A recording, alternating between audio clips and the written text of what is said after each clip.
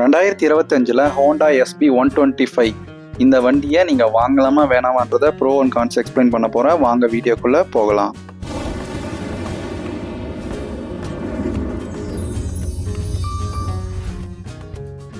இந்த வண்டி பார்த்தீங்கன்னா உங்களுக்கு 123.94 சிசி 10.72 பிஹெச்பியை 7500 ஆர்பிஎம்லையும் 10.9 Nm டார்க்கை 6000 ஆர்பிஎம்லையும் உங்களுக்கு நான் ரிலீஸ் பண்ணோம். இந்த வண்டி மோஸ்ட்லி வந்து சிட்டி யூசேஜுக்கு வாங்குறாங்க. சில பேர் வந்து எனக்கு மைலேஜும் நல்லா இருக்குது, ஸோ வந்து நான் லாங்குக்கு எடுத்துகிட்டு போகிறேன்ற பர்பஸ்க்காக வாங்குறாங்க. ஸோ இது ஹோண்டாவோட வண்டி, அதை வந்து ரிமெம்பர் வச்சுப்போம். இந்த வண்டியோட பர்ஃபார்மன்ஸ் எப்படி இருக்குன்னு பார்த்தீங்க அப்படின்னா, நான் ஒரு 100 வரைக்கும் ட்ரை பண்ணி பார்த்தேன். நல்லாவே இருக்குது இந்த வண்டி. எந்த வித வைப்ரேஷன் இல்லைன்னு சொல்ல முடியாது, வைப்ரேஷன் இருக்குது ஹையர் ஆர்பிஎம்மில். பட் வந்து இது கம்யூட்டருக்கு அந்த பர்ஃபார்மன்ஸ் இதுக்கு ரிலேட்டாக 125 சிசிக்குள்ளே நல்லா இருக்கு. எந்த குறையும் சொல்கிறதுக்கு இல்லை பர்ஃபார்மன்ஸ் வைஸு. செகண்ட் பார்த்தீங்கன்னா இதோடைய பெரிய ப்ளஸ் பார்த்தீங்கன்னா இதோடைய மைலேஜ். நிறைய பேருக்கு வந்து 50-52 தான் சொல்கிற மாதிரி சொல்கிறீங்க. இது சிட்டி யூசேஜ் கிடைக்குதுன்னு சொல்கிறீங்க. ஸோ ஆல்ரெடி நான் சொன்ன மாதிரி சர்வீஸ் கரெக்டாக பண்ணுங்கள். இதோடைய மைலேஜ் வந்து ஆவரேஜாக ஒரு 4 to 5,000 கிட்ட நான் கேட்குறப்போ என்ன சொன்னாங்க அப்படின்னா, ஒரு 55லேருந்து 63-64 கிட்ட வருதுன்னு சொன்னாங்க. இது ஒவ்வொருத்தருக்கும் ஓட்டுற ஸ்டைலை பொறுத்து கண்டிப்பாக வந்து இந்த மைலேஜ் வந்து வேரி ஆகும். சிட்டிக்குள்ளே உங்களுக்கு ஆவரேஜாக பார்த்தீங்கன்னா 52லேருந்து 55-56 வந்து கிடைக்கிறதுக்கு வாய்ப்பு இருக்குது. ஹைவேல எடுத்துக்கிட்டிங்கன்னா உங்களுக்கு 60 அபோவ் மேலே கிடைக்கிறதுக்கு கண்டிப்பாக இந்த வண்டியில் வாய்ப்பு இருக்குது. கண்டிப்பாக மைலேஜ் வந்து பெரிய ப்ளஸ் பாயிண்ட் தான் இந்த வண்டிக்கு. இதனுடைய கிரவுண்ட் கிளியரன்ஸ் எப்படி இருக்குது சிட்டி யூசேஜுக்கு அப்படின்னா 160 mm கொடுத்துருக்காங்க. ஸோ இது மோஸ்ட் ஆஃப் த ஸ்பீட் பிரேக்கரில் அந்த அளவு தட்டலை. பட் கொஞ்சம் பெரிய ஸ்பீட் பிரேக்கர் இருக்குது, பில்லியெல்லாம் வச்சுட்டு போகிறீங்கன்னா ஒரு சின்ன பயம் இருக்குது. ஆனால் மோஸ்ட்லி வந்து இது வரைக்கும் எனக்கு தட்டாமல் தான் போயிட்டுருக்கு. செகண்ட் பார்த்தீங்கன்னா ஷார்ட் ரைடருக்கு எப்படி இருக்குன்னு பார்த்தீங்கன்னா 790 mm கொடுத்துருக்காங்க சீட் ஹைட்டு. ஸோ நீங்கள் ஷார்ட் ரைடராக இருந்தால் நல்லாவே இருக்குது, ஈஸியாக வந்து ஹேண்டில் பண்ணுற மாதிரி தான் கொடுத்துருக்காங்க. வெயிட்டுமே கண்டிப்பாக ரொம்ப ஈஸியான வெயிட்டு தான், 117 kg தான் கொடுத்துருக்காங்க கர்ப் வெயிட்டு. இந்த வெயிட் பார்த்தீங்கன்னா நம்ம சிட்டி யூசேஜுக்கு ஃபேமிலி யூசேஜுக்குமே சூப்பராக இருக்குது. எந்த வித கஷ்டமே படாமல் ஸ்ட்ரகிளே இல்லாமல் நல்லாவே போகுது. சீட்டு கம்ஃபர்ட் தான் அடுத்து வந்து நெக்ஸ்ட்டு வந்து ஒரு ப்ளஸ் பாயிண்ட்டு. என்ன ரீசன்னா இது ஃப்ளாட் சீட் மாதிரி கொடுத்துருப்பாங்க, நல்லா இருக்குது. ஃபேமிலி யூசேஜுக்கும் நீங்கள் வந்து ஒரு குழந்தை அம்மா அது மாதிரி உட்காராங்கன்னா நல்லாவே இருக்குன்னு சொல்லலாம். சீட்டு எந்த வித இஷ்யூஸும் கிடையாது. சீட் வைஸ் நல்லாவே கொடுத்துருக்காங்க.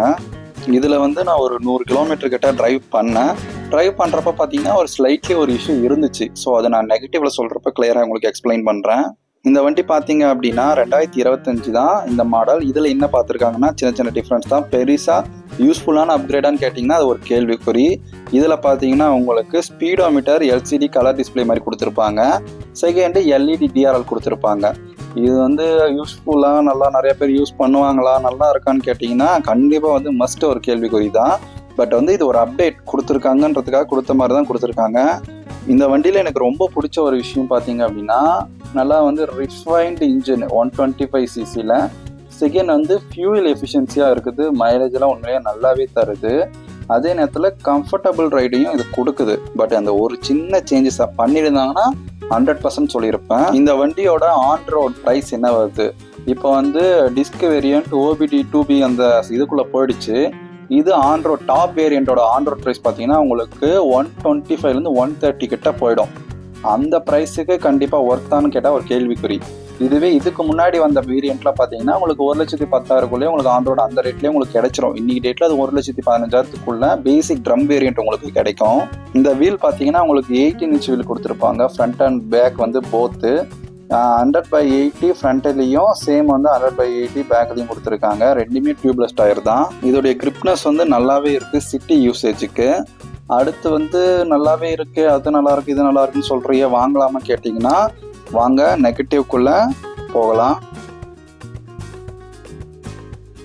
இந்த வண்டியில் பெரிய நெகட்டிவ் பார்த்தீங்கன்னா ஆல்ரெடி சொன்ன மாதிரி இது லாங்குக்கு நல்லா இருக்குது, சீட்டும் நல்லா கொடுத்துருப்பாங்கன்னு சொன்னேன். பட் நெகட்டிவ் பார்த்தீங்கன்னா இதோடைய சஸ்பென்ஷன் தான்.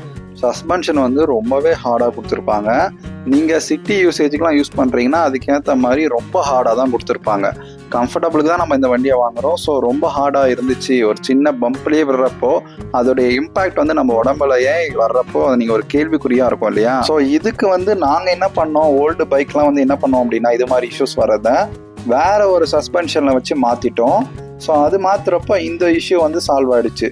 ஸோ அவங்க வந்து புது அப்டேட் சொல்லிட்டு இது மாதிரி அப்டேட் எடுத்துகிட்டு வந்தாங்கன்னா கொஞ்சம் நல்லாயிருக்கும். சஸ்பென்ஷன்லாம் சேஞ்ச் பண்ணி நம்மளுக்கு கண்டிப்பாக வந்து பெரிய யூஸ்ஃபுல்லாக இருக்கும். லாங்கெல்லாம் எடுத்துகிட்டு போகிறீங்கன்னா உங்களுக்கு வந்து அந்த பெரிய பெயின் எதுவும் இல்லாமல் உங்களுக்கு வந்து யூஸ்ஃபுல்லாக இருக்கும். நெக்ஸ்ட்டு மேஜர் கம்ப்ளைண்ட் இந்த வண்டினாலே இதுதான் இஷ்யூ அப்படின்னு பார்த்தீங்கன்னா இதோடைய கியர் இஷ்யூ தான். ஆக்சுவலாக இது நிறைய விதமான ப்ராப்ளம் சொல்கிறாங்க. கியர் ஹார்டாக இருக்குன்றாங்க. கியர் வந்து செகண்ட் கியர் போட்டு நியூட்ரல் பண்ணிடுது, ஸ்ட்ரைட்டாக வந்து நியூட்ரல் போயிடுது அப்படின்றாங்க ஃபர்ஸ்ட் கியர் குறைக்கிறப்போ. இல்லை ஃபர்ஸ்ட் கியர் போகிறப்போ ஆட்டோமேட்டிக்காக செகண்ட் கியர் போயிடுதுன்னு சொல்கிறாங்க. இது மாதிரி இஷ்யூ வந்து இப்போ வர வண்டியில் காமனாக வந்து நிறைய ஃபேஸ் பண்ணுறதா இருக்குது. இந்த வண்டியில் மேஜரான இஷ்யூவே இந்த இஷ்யூ தான். உங்கள் வண்டியில் இந்த இஷ்யூலாம் இருக்கா இல்லையா அப்படின்றத கீழே கமெண்ட் பண்ணுங்கள். நிறைய கஸ்டமர் வந்து இந்த இஷ்யூ தான் ஃபேஸ் பண்ணுறாங்க. என்ன பார்த்தீங்க அப்படின்னா இப்போ ஹைவேல போயிருக்கோம், டக்குன்னு வந்து கியரை வந்து டவுன் பண்ணணும், ஃபர்ஸ்ட் கியரில் டவுன் பண்ணி ஸ்லோவாக போனோன்னா ஆட்டோமேட்டிக்காக நியூட்ரல் போயிடுதுன்னு சொல்கிறாங்க. ஸோ இது என்ன ஆகுதுன்னா நியூட்ரல் போயிடுச்சுன்னா வண்டி வந்து சடனாக மூவிங்கே ஆகாது. பின்னாடி ஒரு வெஹிக்கிள் வேகமாக வந்துட்டுருக்கு, சடனாக நியூட்ரல் ஆகிட்டு ஒரே இடத்துல நின்றுச்சுன்னா அந்த இடத்துல ஆக்சிடென்ட்டே ஆகிறதுக்கு ஒரு வாய்ப்பு வந்து இருக்கும். ஸோ அது மாதிரி இந்த இஷ்யூஸ் இந்த வண்டியில் நிறைய பேர் ஃபேஸ் பண்ணுறதா சொல்கிறாங்க. நெக்ஸ்ட்டு லைட்டோட விசிபிலிட்டி.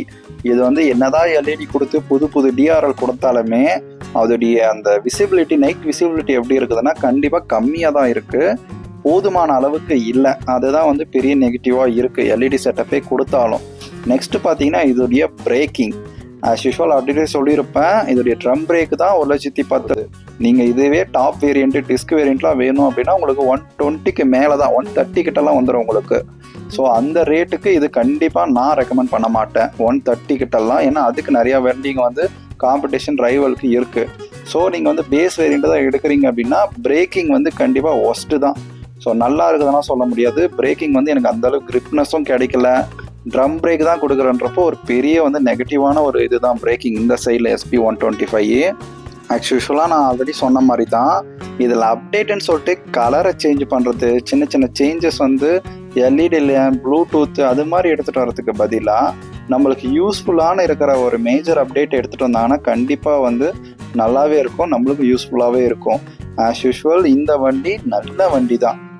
SP125 ஹோண்டான்றது நல்ல பர்ஃபார்மன்ஸ் நல்லா இருக்குது. இதை விட இன்னும் கொஞ்சம் கூட வேணும் பர்ஃபார்மன்ஸ்னால் யூனிகானை செலக்ட் பண்ணிக்கலாம். இந்த வண்டி பார்த்தீங்கன்னா பர்ஃபார்மன்ஸ் அதை விட கம்மியாக தான் கிடைக்கும், பட் மைலேஜ் உண்மையாகவே வந்து ஆசமாக இருக்குது. மைலேஜ் எடுத்துக்கிட்டிங்க அப்படின்னா உங்களுக்கு 55 வந்து 65, 66 கூட இந்த வண்டியெலாம் தடுத்து நிறைய பேர் கிளைம் பண்ணுறாங்க.